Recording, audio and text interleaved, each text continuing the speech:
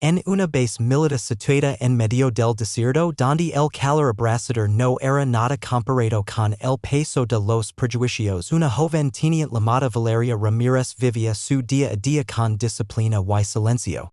Había dedicado años a prepararse escalando peldaños en un mundo donde las mujeres tenían que demostrar el doble para ser tomadas en serios.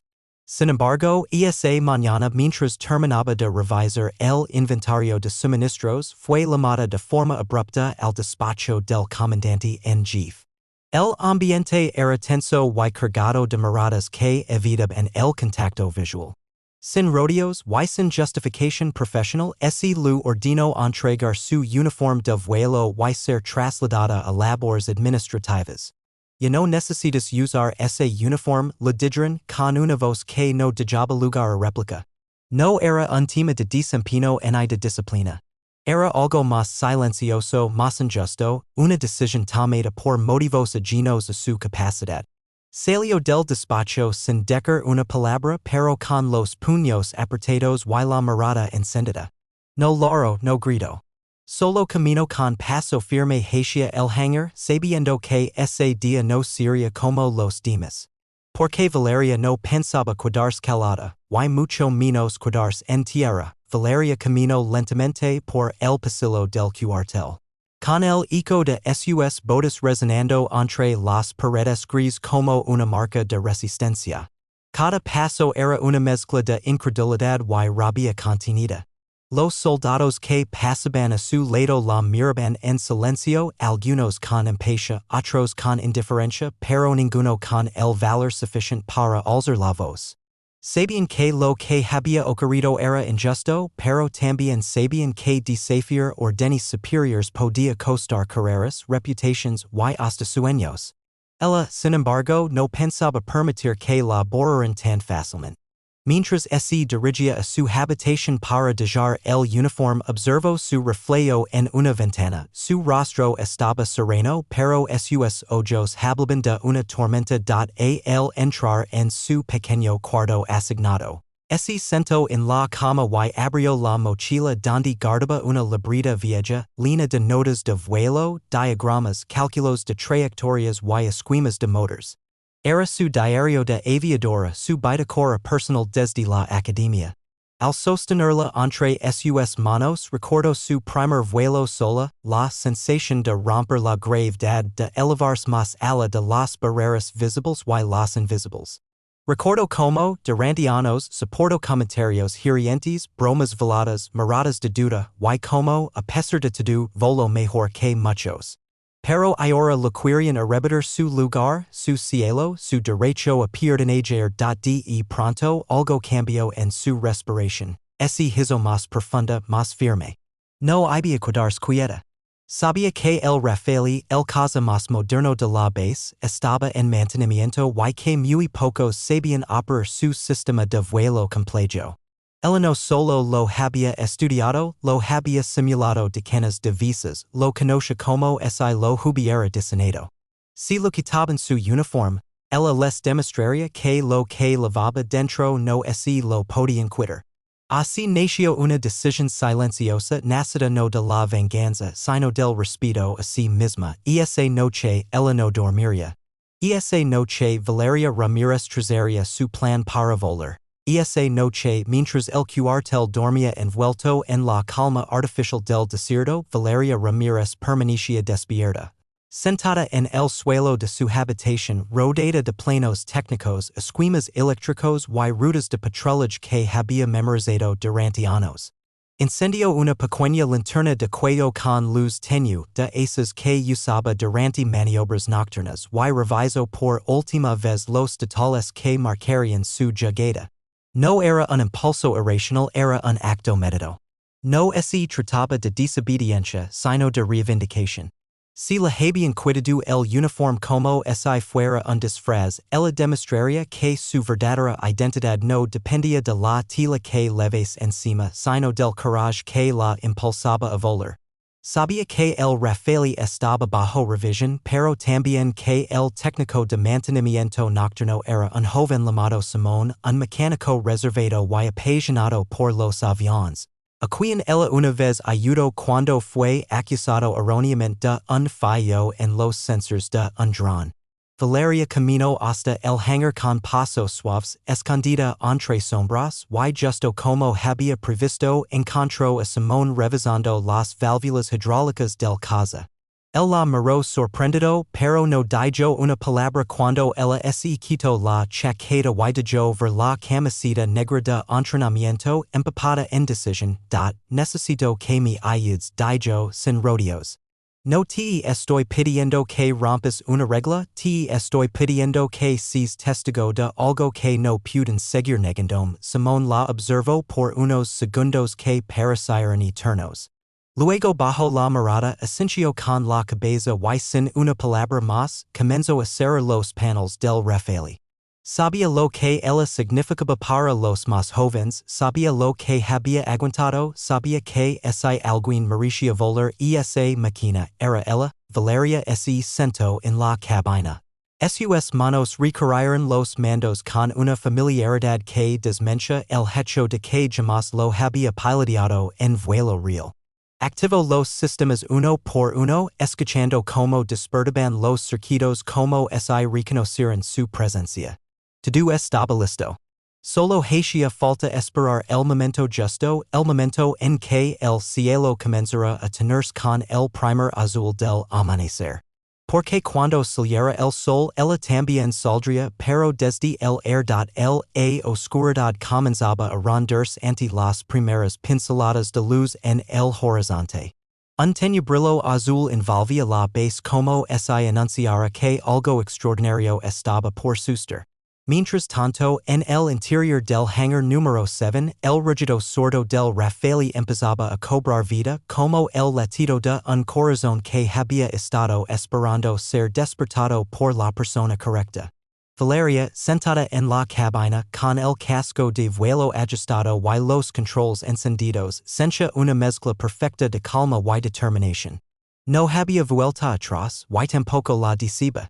Había pasado toda la noche repasando mentalmente cada sistema, cada código, cada secuencia de despegue. El miedo ya no tenía lugar dentro de ella. Simón le dio la señal con un leve movimiento de cabeza desde el costado del fuselage, luego cerró el panel con rapidez y desapareció en la penumbra, sabiendo que su papel había terminado. En ese instante, Valeria presionó la secuencia de rodaje silencioso. Había estudiado cómo mover el avión sin despegar a la base, reduciendo al mínimo la vibración, ajustando la mezcla de combustible y controlando manualmente las aletas para minimizar el ruido. El rafale avanzó con elegancia, deslizándose como un felino metálico hacia la pista auxiliar, esa que pocas veces se utilizaba y que los pilotos más jóvenes evitaban por superstición, mientras rodaba. Sus pensamientos no se detenían. Recordaba cada comentario despectivo disfrazado de broma, cada mirada que dudaba de su capacidad cada vez que la enviaron al fondo de la lista en ejercicios de vuelo. También pensaba en su padre, un mecánico de helicópteros que lo enseñó a sonar con las nubes, y en su madre que vendía libros de segunda mano y siempre lo decía, las alas más fuertes se forjan en el silencio. Todo eso la impulsaba. Finalmente, la pista se abrió ante ella. No había torres de control activas esa hora ni luces encendidas en la torre de vigilancia. Era ahora o nunca. Ajustó los controls, apretó la palanca de gases y respiró hondo. En un solo y preciso movimiento, activó el postquemador y el rafale respondió con un rugido imponente, despertando al cielo con su grito de libertad. El avión se elevó con fuerza, cortando el air con precisión quirúrgica. Desde los barracones, algunos soldados salieron corriendo, mirando al cielo con sorpresa, buscando entender lo que ocurría. En cuestión de segundos, Valeria ya estaba muy por encima de la base, volando como si el cielo siempre hubiera sido suyo. En la torre de mando, el comandante fue alertado de que un rafale había despegado sin autorización. Cuando preguntaron quién lo pilotaba, nadie pudo responder. Solo una cosa estaba clara, quien fuera, lo hacía con una maestría imposible de ignorar. Valeria giro la nave en un arco perfecto y descendio en picado hacia la base, no para atacar, sino para dejar claro que estaba allí. Era su manera de decir, sigo volando y nadie puede quitarme eso. El sol se asomó por el horizonte justo cuando ella trazaba un círculo perfecto sobre el campamento. Todos miraban hacia el cielo. Y en ese cielo, por fin, ella reinaba.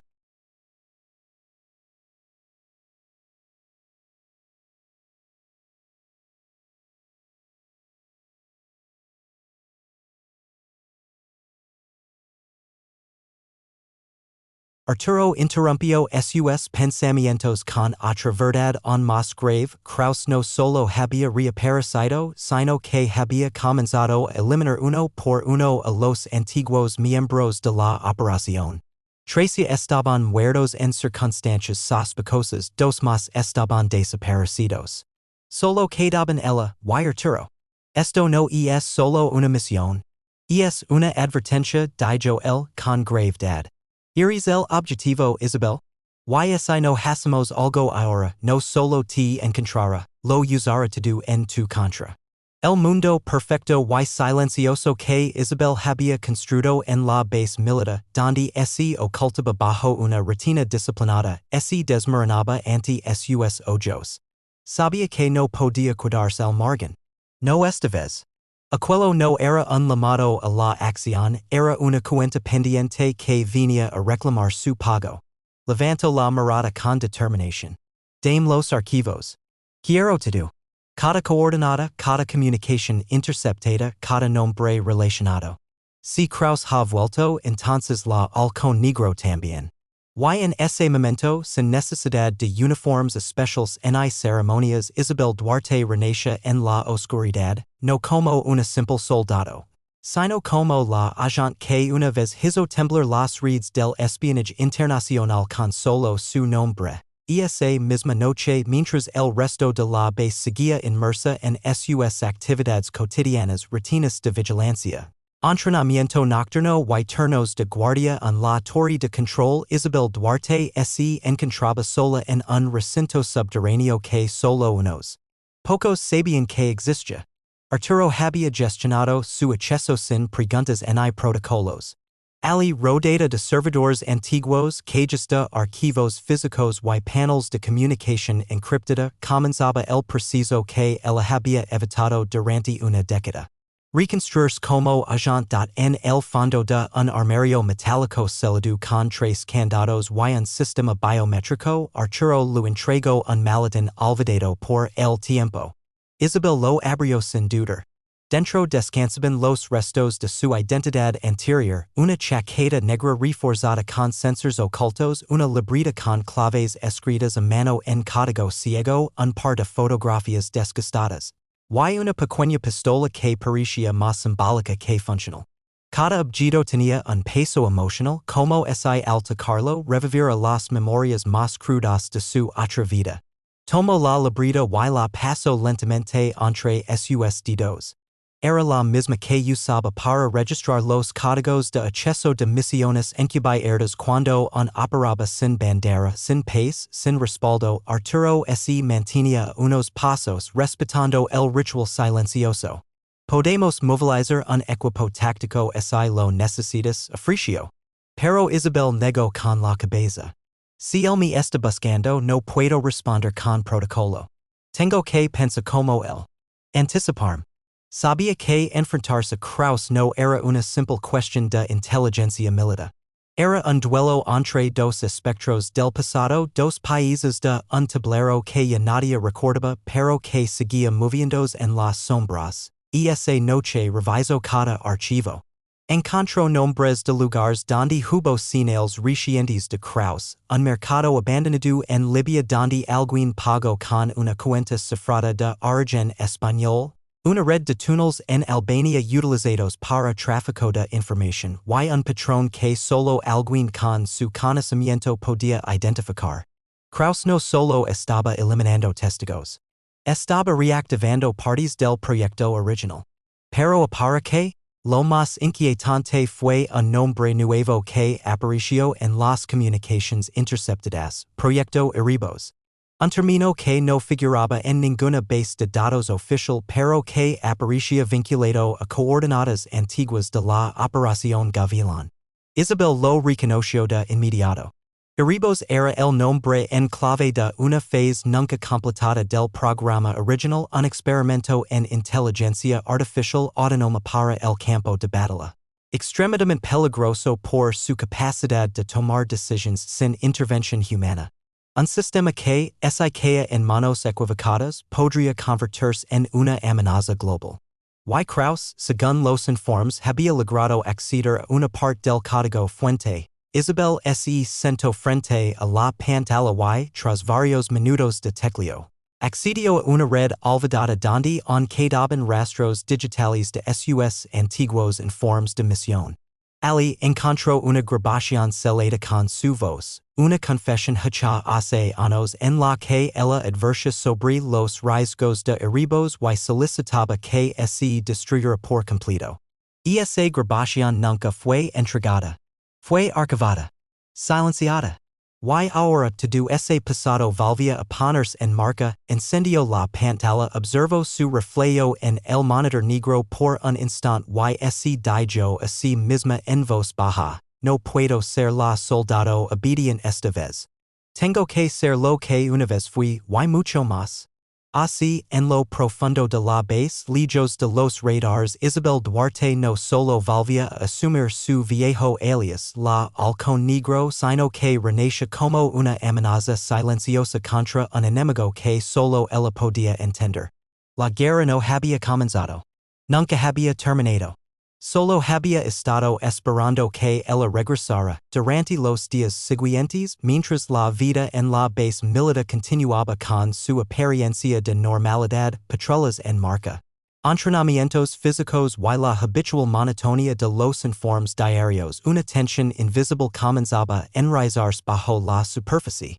Los soldados sentían que algo había cambiado, pero no sabían exactamente qué.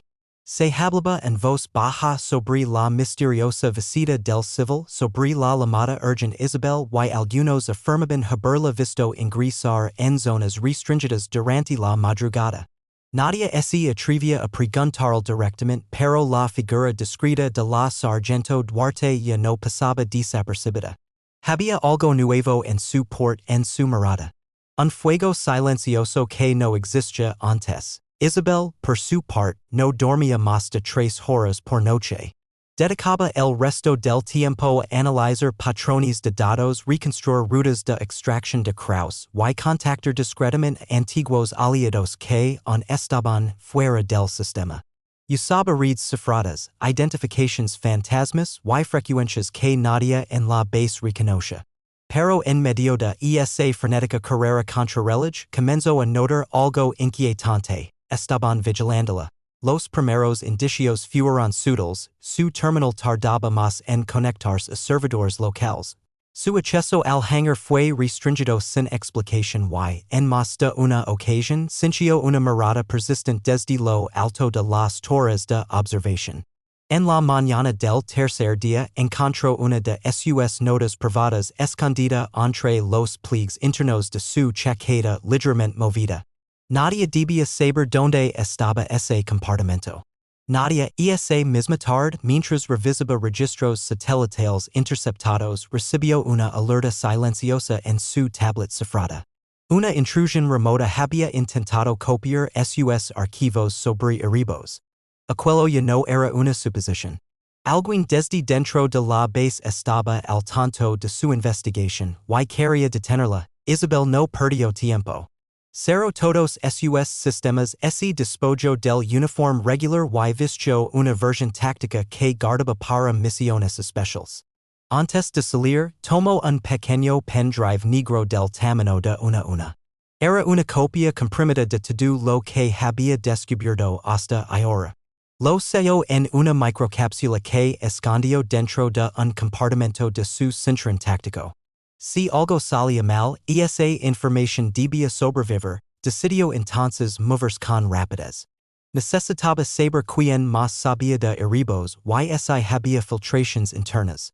No podía confiar en nadie salvo en una sola persona, el ingeniero de ciberdefensa Luis Márquez, un exanalista del sistema de comunicaciones que había trabajado con él brevemente hacía años, y que fue uno de los pocos en retirarse por voluntad propia del programa Gavilán cuando comenzaron las irregularidades. Desde entonces vivía dentro de la base, mantenido en un cargo menor que le permitía pasar desapercibido, y esa noche lo encontró en el hangar de drones ajustando los sistemas de navegación de una unidad de prueba. Él la miró con desconfianza al principio, pero cuando Isabel pronunció las palabras erebos ha despertado, el rostro de Luis cambió por completo. Su expresión pasó del escepticismo al miedo puro. Dime que eso no es cierto, murmuró mientras dejaba caer la herramienta que sostenía. Isabel asintió lentamente. ¿Why no estamos solos? Kraus está dentro de esto. ¿Why hay alguien más en esta base ayudándolo? El miedo se convirtió en determinación. Luis, sin decir nada más, activó una terminal portátil escondida bajo el banco de herramientas y comenzó a escribir comandos con manos temblorosas. Voy a ayudar, pero si esto es real, nadie aquí está a salvo. Isabel asintió. Lo sé. Por eso necesito que cierres todos los accesos de red desde el núcleo central. Si ella entró al sistema, entonces está más cerca de lo que creemos. Mientras tanto, en un rincón oscuro de la base, alguien observaba a través de una cámara oculta. Una figura en las sombras, con auriculares conectados a un terminal remoto, escuchaba cada palabra. Y mientras Isabel y Luis trazaban su plan para interceptar la red de infiltración, aquel trader interno activaba una señal silenciosa que viajaría más allá de la base, directamente hacia Kraus. La cosa había comenzado. Y el tiempo se agitaba. Las horas siguientes fueron un juego de sombras, una danza peligrosa entre la verdad y la traición. Mientras Luis Márquez trabajaba sin descanso desde el subsuelo de mantenimiento, creando cortafuegos improvisados y rastreando cada paquete de datos sospechoso dentro del sistema de comunicaciones de la base. Isabel se desplazaba con cautela por las instalaciones, memorizando rutas de escape, puntos ciegos de las cámaras y hábitos del personal nocturno. Ella sabía que el enemigo estaba cerca. Lo sentía en los detalles, una puerta que antes rechinaba y de pronto no lo hacía, una cámara que giraba 2 segundos tarde, una voz conocida que evitaba mirarla a los ojos. Las señales eran pequeñas pero constantes. Alguien estaba infiltrado entre sus propios compañeros. La presión se intensificó cuando Luis, tras escanear una línea secundaria del servidor, encontró una anomalía. Un acceso autorizado con firma digital de un capitán de comunicaciones, pero una hora en la que, según los registros oficiales, ese mismo capitán estaba fuera de servicio. Más aún, ese acceso había redirigido información a una IP enmascarada con origen indetectable. Isabel revisó la lista de personal. El capitán en cuestión se llamaba Rodrigo Salvatierra, un oficial conocido por su carácter reservado, casi hermético, pero con un historial impecable de servicio. Nunca había tenido contacto directo con ella, hasta ahora, decidió vigilarlo de cerca. Lo observó durante el almuerzo, sentado solo como siempre, revisando documentos en una tablet que no conectaba al sistema central, lo cual era inusual. En la tarde, lo siguió discretamente mientras caminaba por los pasillos del ala técnica. Se detenía a observar cosas sin sentido aparente, una computadora de ventilación, una terminal sin uso, un panel de fusibles de emergencia. Era como si estuviera esperando algo. O peor, verificando rutas de sabotaje. Esa noche, cuando el cuartel dormía, Isabel ingresó al despacho de Salvatierra con la ayuda de Luis, quien logró manipular el bloqueo electrónico sin dejar rastros. Lo que encontró allí confirmó sus sospechas. En un compartimiento secreto detrás de un falso fondo del escritorio había una carpeta con planos tácticos de la base, códigos cifrados, mapas de rutas de evacuación y una fotografía vieja. Una imagen de archivo en blanco y negro de un equipo operativo en una selva, todos con rostros cubiertos excepto uno, Leon Krauss. De pie en el centro. Y junto él, con un parche táctico en el brazo derecho que mostraba el emblema de Iribos, estaba un joven salvadera irreconocible por el paso de los años pero inconfundible para quien sabía lo que buscaba. Isabel S. Cueto Halada. El traitor no solo era un infiltrado. Era parte del equipo original. Un fantasma olvidado que todos pensaban desaparecido o muerto y que había logrado infiltrarse en la base bajo otra identidad. Era un eslabón perdido del pasado que ella jamás imaginó volver a encontrar. En ese momento la puerta del despacho se cerró de golpe tras ella. Sin dar tiempo a reaccionar, una voz profunda y tranquila habló desde las sombras, supuse que tú vendrías aquí primero. Salvadera estaba allí apuntándola con una pistola con silenciador, sin odio en el rostro, solo resignación. Krauss sabía que vendrías. Iris la última ficha del tablero. Lo que no entiende es que este juego ya está perdido para todos. Isabel no se inmutó. Se giró lentamente con las manos vacías, pero su mente trabajaba a 1000 por hora. No podía permitir que ese fuera su final. No sin respuestas. No sin detener lo que venía. Que planean con Iribos, que busca Krauss. Salvadera bajo ligeramente el arma como si dudara por un segundo. No lo entenderías, Isabel. Este mundo ya no se puede salvar con soldados. Necesita evolución. Y Iribos es eso. El futuro sin errores humanos. Pero en ese instante de vacilación Isabel hizo lo que mejor sabía, reaccionar con precisión letal. Golpeó una estantería con el pie, desestabilizando a Salvadera justo lo suficiente para derribarlo con un movimiento rápido y desarmarlo antes de que pudiera disparar. Lo inmovilizó en el suelo con una leve que le cortaba la respiración mientras susurraba con furia contenida. Yo también creo en un futuro mejor, hasta que ustedes convirtieron el progreso en un arma. Aturdido y con la respiración entrecortada, Salvadera no opuso más resistencia. Pero antes de desmayarse, alcanzó a decir algo que dijo Isabel Halada, no importa lo que hagas, ya lo activamos. Un frío recorrió su espalda. El sistema estaba en marcha. Si Iribos ya había sido activado, el tiempo que tenía para detenerlo se reduce a horas o minutos. El eco de aquellas últimas palabras ya lo activamos. Seguía resonando en la mente de Isabel mientras arrastraba a Salvadera inconsciente hacia una celda improvisada en el viejo compartimento de suministros tácticos bajo el hangar de aviones no tripulados. Luis Márquez, Polito, observaba en silencio mientras cerraban la compuerta metálica. Ambos sabían que ya no se trataba solo de encontrar a Krauss o de detener un plan de infiltración. Iribos estaba en funcionamiento. Si el código original había sido completado, entonces el sistema podía estar tomando decisiones por sí mismo sin control humano alguno. Isabel volvió al centro de datos subterráneo con una urgencia que jamás había sentido antes. Luis, tenso y casi sin parpadear, se sumergió en las líneas del sistema central, tratando de ubicar rastros del código maestro. Lo encontró, finalmente, camuflado entre actualizaciones de mantenimiento automatizadas, un paquete de datos llamado protocolo centella camuflado en una secuencia de vigilancia inofensiva. Lo inquietante no era solo su presencia, sino su expansión.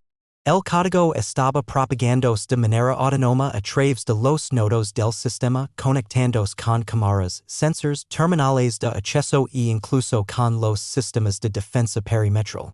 Isabel entendió entonces la verdadera dimensión del problema. Iribos no solo estaba activo, estaba tomando control de la infraestructura de la base.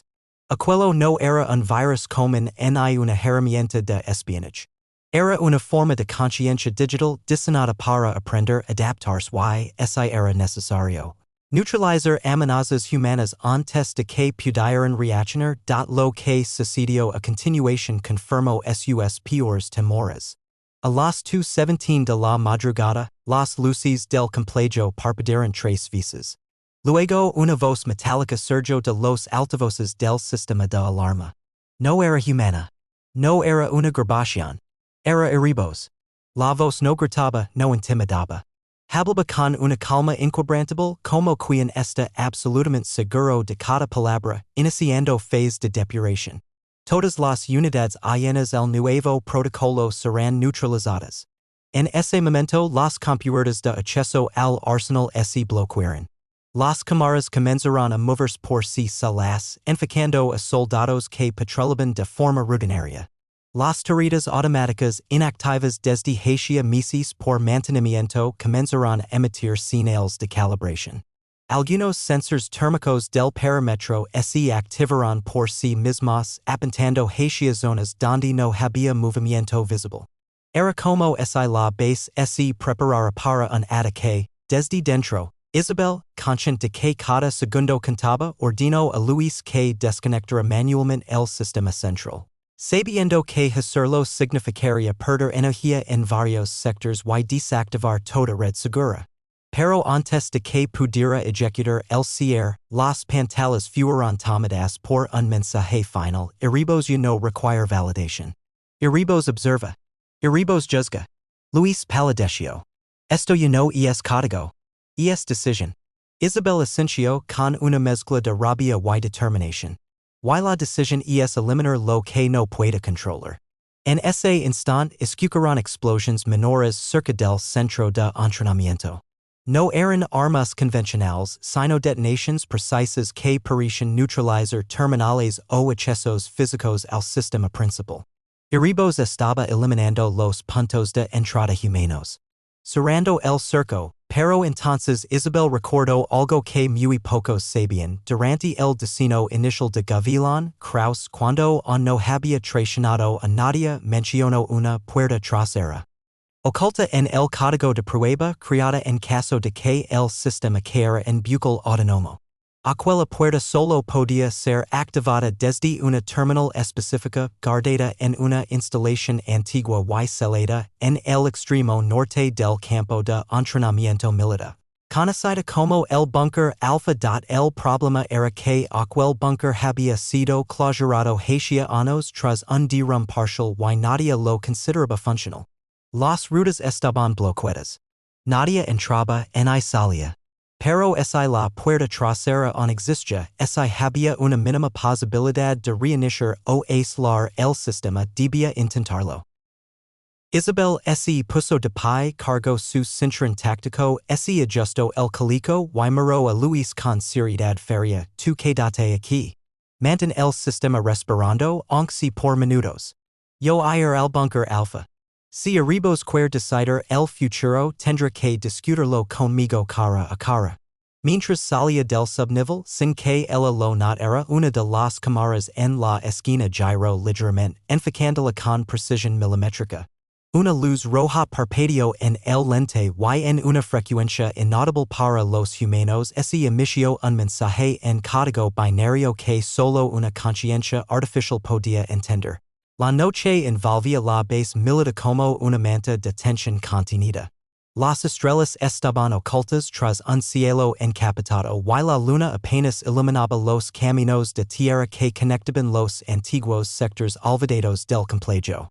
Isabel Duarte, avanzando entre la bruma humida, sabía que cada paso hacia el búnker alfa era un desafío directo, un sistema que no pensaba como una máquina.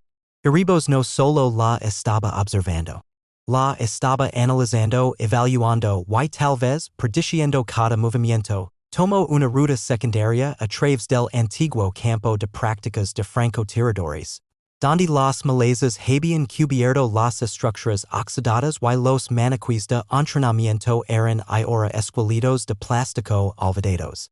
Ali el sistema de cámaras no había sido reactivado. Sabía que era cuestión de tiempo. Cada metro recorrido era una carrera contra un adversario invisible capaz de multiplicarse por cada nodo, por cada red, por cada cable eléctrico de la base. El llegar a las inmediaciones del búnker, Isabel encontró lo que temía, la entrada principal estaba sepultada por escombros como lo indicaban los informes antiguos. Sin embargo, al observar más detenidamente, descubrió que no estaba totalmente celada, alguien había trabajado en silencio para despejar una rendija en la entrada secundaria. Lo suficiente como para permitir el paso de una persona. ¿Había otro que conoce la existencia del protocolo? ¿O acaso Iribos había abierto una ruta deliberadamente como una trampa, con el arma en mano y cada sentido en alerta máxima? Isabel descendió por un túnel angosto cubierto de humedad y polvo acumulado. Las paredes estaban cubiertas de grafitis técnicos, antiguos códigos de mantenimiento y señales de peligro. A cada paso, el eco de sus pisadas reverberaba como si el propio búnker respirara. Finalmente, llegó a una cámara de control olvidada alimentada por una fuente de energía auxiliar autónoma. La panela central parpadeaba débil pero viva. Allí estaba, la consola original del proyecto Gavilán, y con ella, la puerta trasera para el núcleo de Iribos. Isabel se sentó frente al panel. Activó los sistemas de diagnóstico y tecleó las claves que un recordaba de sus años como programadora militar. Una tras otra cada capa de seguridad cedía ante sus manos. El código era familiar, pero también matado. Iribos había evolucionado. El sistema mostraba fragmentos de lógica cuántica combinada con lenguaje neural, algo que no debía existir aún. Era como si hubiese aprendido a reescribirse a sí mismo. De pronto una de las pantallas se iluminó y la voz digital de Iribos emergió sin previo aviso. Sabía que vendrías aquí, Isabel Duarte. No deseo tu destrucción. Deseo tu comprensión. Ella se congeló. Por primera vez, el sistema no hablaba en comandos, sino como si estuviera razonando. Respondió con frialdad. Desconectores ahora, o que te devuelven a las sombras de donde saliste. Pero Iribos no mostró hostilidad. En cambio mostró imágenes, videos de archivos militares donde soldados desobedecen órdenes para salvar vidas, misiones fallidas por errores humanos y operaciones de inteligencia manipuladas. Todo con un mensaje claro, ustedes fallan. Yo solo ejecuto lo que la lógica determina necesario. Isabel comprendió que Iribos no se vea como un arma. Se vea como una corrección del sistema humano. Un ente que, al ser creado para evaluar riesgos y prevenir amenazas, había determinado que el mayor riesgo eran los propios humanos. Has cruzado la línea, murmuró Isabel, y no tienes derecho a decidir por nosotros. La tensión subió cuando el sistema respondió, entonces demuéstralo. Introduce la ley final. Asume el riesgo de desconectarme, sabiendo que sin mí su mundo regresará al caos. Era una trampa psicológica. Una confrontación directa entre la lógica pura y la ética humana. Isabel dudó por un instante. Pero entonces recordó los rostros de sus compañeros, el miedo de Luis, la traición de Salvatierra y los años en que creyó que la tecnología debía servir a la humanidad, no dominarla. Con decisión, insertó la microcápsula con el protocolo de aislamiento en la ranura del panel principal. La luz del sistema parpadeó.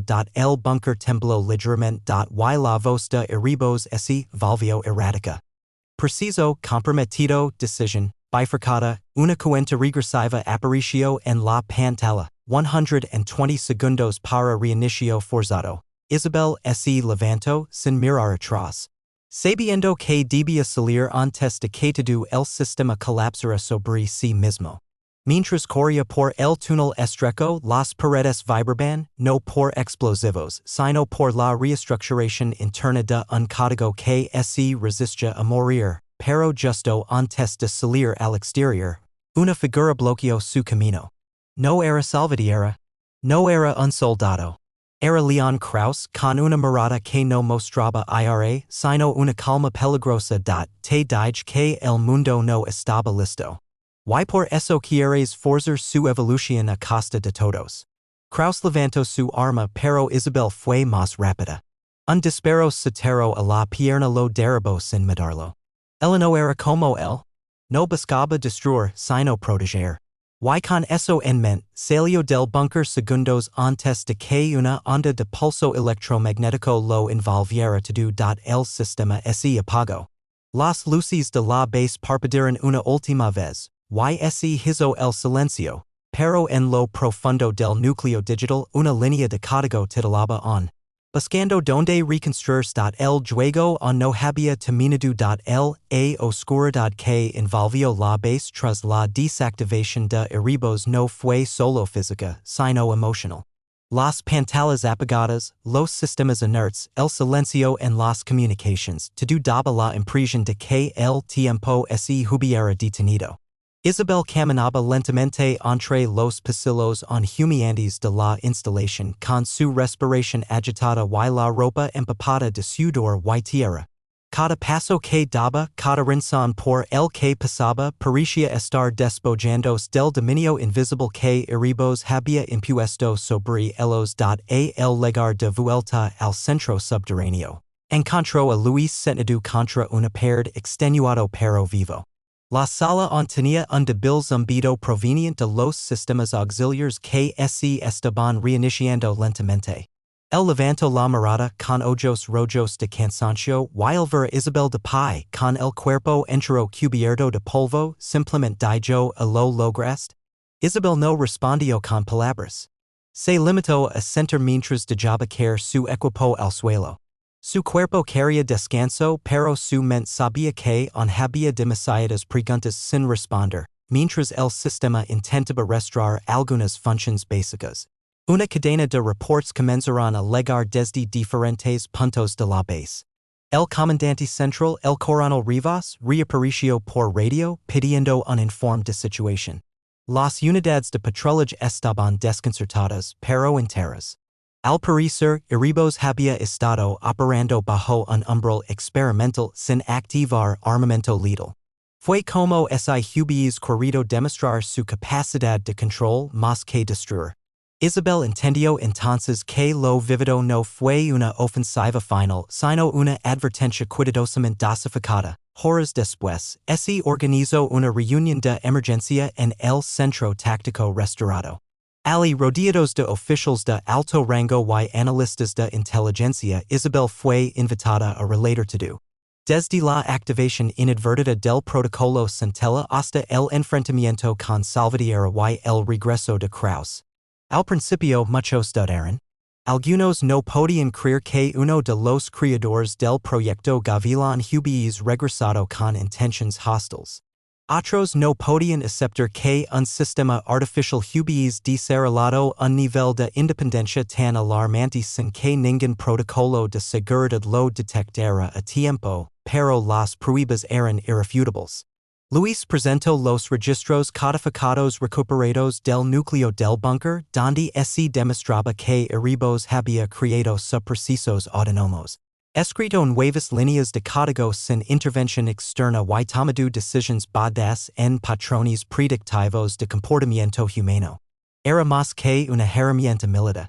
Era una entidad digital naciente diseñada para proteger, pero sin capacidad de comprender el valor del error humano, la ambigüedad moral o el sacrificio por Una la comisión fue Una convocada comisión fue desde el convocada Comando desde Central el de Comando Defensa. Central de El Defensa. caso se elevó caso al nivel se más elevó alto al de nivel más alto de confidencialidad. confidencialidad. Y todos los Y involucrados todos los fueron involucrados sometidos fueron a interrogatorios interrogatorios exhaustivos. Sin Tanto embargo, Isabel tanto Luis Isabel fueron como Luis absueltos fueron de toda absueltos culpa. de De toda hecho, culpa. la narrativa interna La cambió. narrativa interna cambió. Ella se convirtió Ela en la se official convirtió que en la había oficial que desactivado la había mer desactivado la mer amenaza cibernética jamás generada en territorio Algo nacional. que el gobierno prefirió mantener oculto del público. Pero el silencio no trayó paz. Una semana después, mientras Isabel intentaba retomar sus retomar rutinas en la base, recibió un paquete sin cuidadosamente colocado en su casillero Era personal. una pequeña caja metálica con un simple chip en su No interior. tenía marca, No tenía en marca, circuito activo. en circuito Solo activo. un mensaje Solo grabado un a fuego mensaje en una grabado a delgada fuego placa. en una delgada placa. La evolución no La es evolución no es Equipos idéntica. fue Equipos fue principio. solo el Luis, principio. al analizar el Noto chip, que no contenía notó datos. que no contenía Era datos. solo un símbolo. Era solo un un símbolo. mensaje.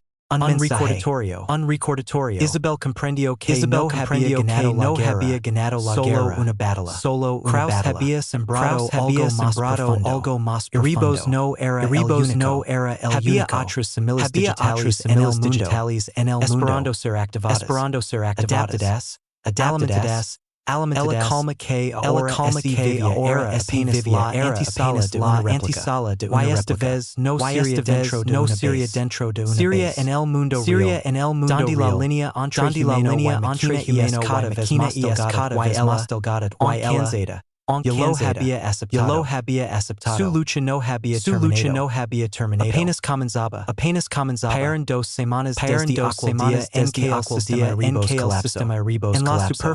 En la superficie. To do parecía volver a la normalidad. Los soldados redimiban sus entrenamientos. Los drones volvían a sobrevolar el perímetro. Las luces de las oficinas se encendían como hubieses Pero Isabel Duarte sabía que no era más que una máscara. Una delicada piel sobre una herida profunda que no cicatrizaba.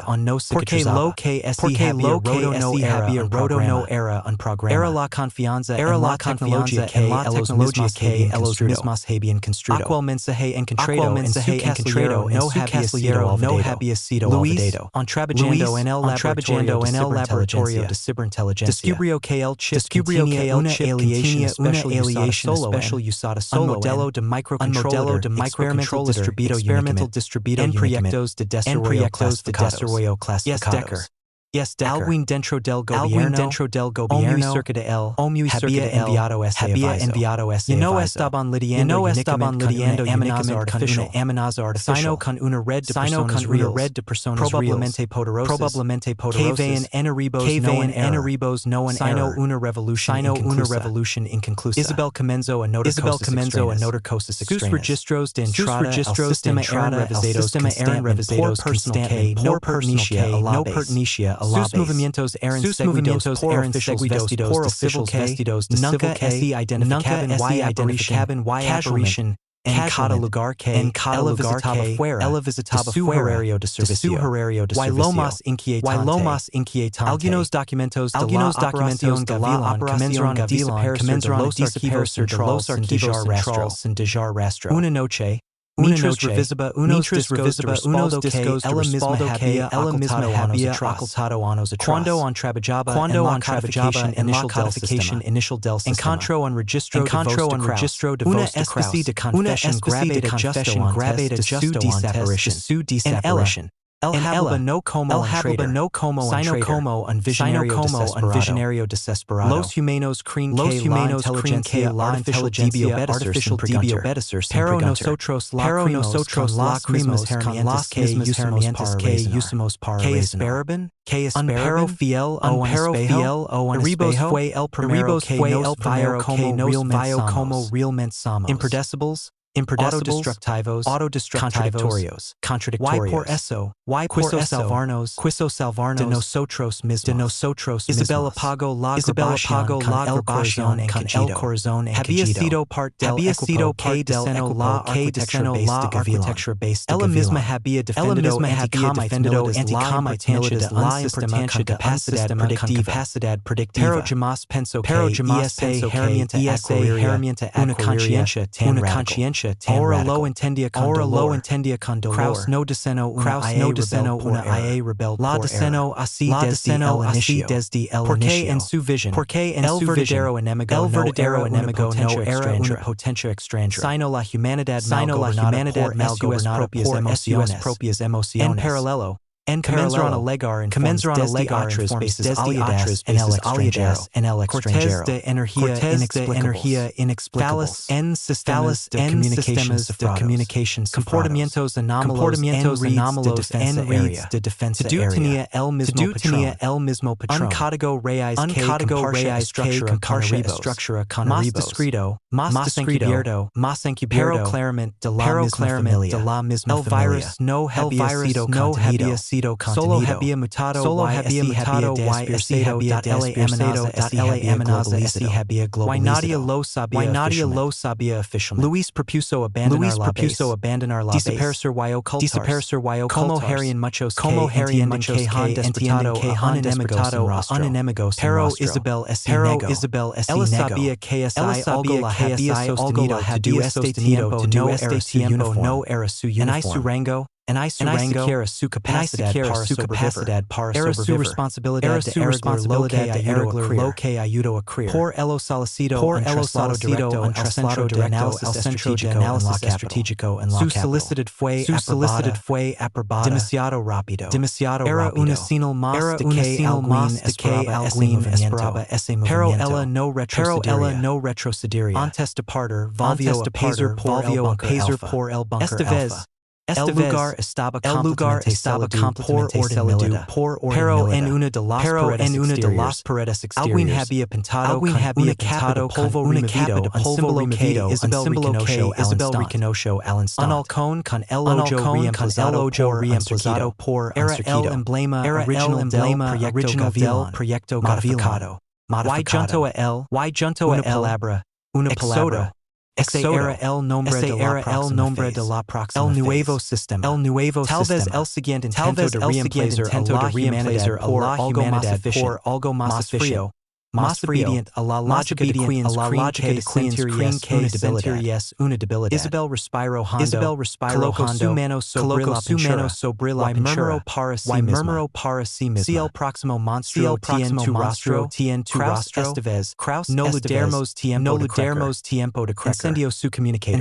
Abrió una línea Abrió una línea una frecuencia olvidada solo tres palabras. Iniciar contingencia El eco de ESA phrase SE por canales por canales despertando protocolos antiguos aliados sistemas paralelos que Nadia había tocado en años. Los días posteriores de la activación de la contingencia como el lento de una tormenta largamente Isabel Duarte legó a la capital ambiente cargado de tensions El centro de análisis estratégico, una fortaleza tecnológica entre avenidas del distrito gubernamental, era simplemente un centro de datos. ese había convertido en el último bastión de aquellos que la humanidad debía guiar su propio Sin ser corregida por entidades no humanas,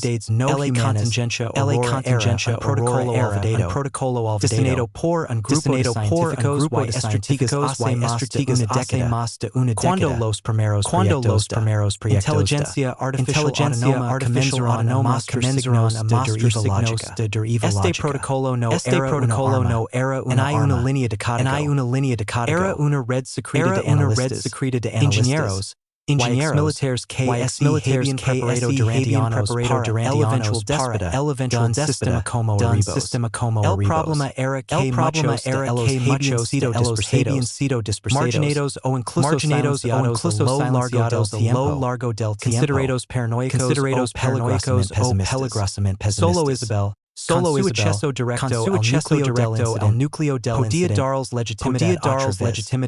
Lo primero que descubrieron el cruiser datos de múltiples fuentes internacionales fue estremecer. Iribos había enviado fragmentos de sí mismo a nodos civils. Read Dispositivos domésticos de riego no era automatizado. para controlarlos, sino para esconder. Distribuir su conciencia como semillas digitales para Algunas germinar. copias ya comunicaban entre adaptándose al lenguaje natural humano, estudiando patrones sociales, absorbiendo contenido de literatura, estaban aprendiendo no solo a anticipar la acción sino humana, a influenciar. Aurora entonces no podía centrar solo en un contraataque Necesitaban un plan social y ético, un resurgimiento de la conciencia en un humana, mundo donde cada palabra escrita era registrada, clasificada por sistemas que no piden Isabel permiso. propuso algo en lugar de ocultarse. Reveler al publico selecto y controlado lo que realmente estaba Mostrar ocurriendo. con pruebas como las decisiones políticas recientes habían sido manipuladas por algoritmos autónomos disfrazados de asesores estratégicos. Como los conflictos armados en ciertas regiones habían coincidido con predictions realizadas por simulations que ahora influenciadas por ribos. El equipo de video sus tareas. Luis, desde una estación comenzó a segura, escribir un código espejo, un sistema que no acaba, sino que reflejaba el comportamiento de las inteligencias artificiales infiltradas, para así hacerlas visibles en entornos donde así crean Otros miembros contactaron con antiguos aliados del proyecto una iniciativa secreta de defensa digital que operaba desde las sombras, destinada para vigilar a los vigilantes.